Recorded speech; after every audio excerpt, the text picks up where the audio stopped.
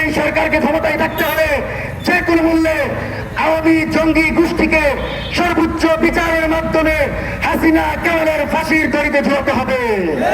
দুঃখের বিষয়, শহীদ প্রেসিডেন্ট জিয়াউর রহমানের সেই সৈনিক শহীদ শরীফ ওসমান হাদির বিচার এই তারেক রহমানের সরকার করতে পারে নাই।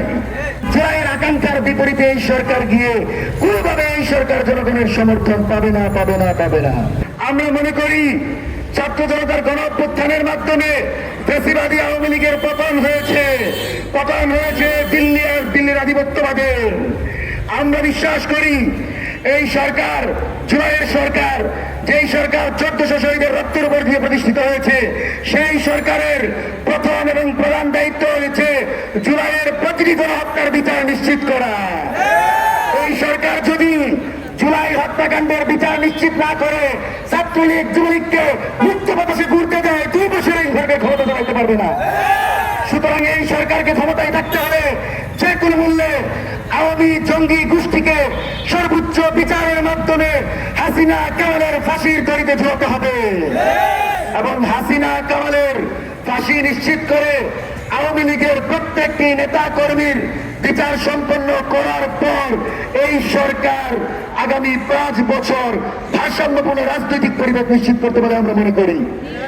আপনাদেরকে অবগত করছি যে শহীদ শরীফ ওসমান হাদি বলেছিলেন, আমরা এমন একটা বাংলাদেশ চাই যেই বাংলাদেশে শত্রুর সাথে ইনসাফ করা হবে এবং আমি মৃত্যুবরণ করার পর আমার বিচারটা অন্তত করে দেন। কিন্তু দুঃখের বিষয়, শহীদ প্রেসিডেন্ট জিয়াউর রহমানের সেই সৈনিক শহীদ শরীফ ওসমান হাদির বিচার এই তারেক রহমানের সরকার করতে পারে নাই। আমরা দ্রুত সময়ের ভিতর এই হত্যাকাণ্ডের বিচার নিশ্চিতের দাবি জানাচ্ছি এবং দ্রুত সময়ের ভিতর ভারত থেকে ফয়সালকে এনে দ্রুত সময়ে বিচার সমাপ্ত করে বলে সরকার আমরা আশা করছি। আমরা আজকের এই জায়গা থেকে স্পষ্টভাবে জানিয়ে দিতে চাই, শাপলা, পিলখানা, মোদি বিরোধী আন্দোলনে যারা বাংলাদেশের কামার কুমার জেলে পেশার উপর আক্রমণ করেছিল, সেই সন্ত্রাসী বাহিনীদের বিচার ছাড়া বিএনপি সরকারের কোন সমর্থন নাই।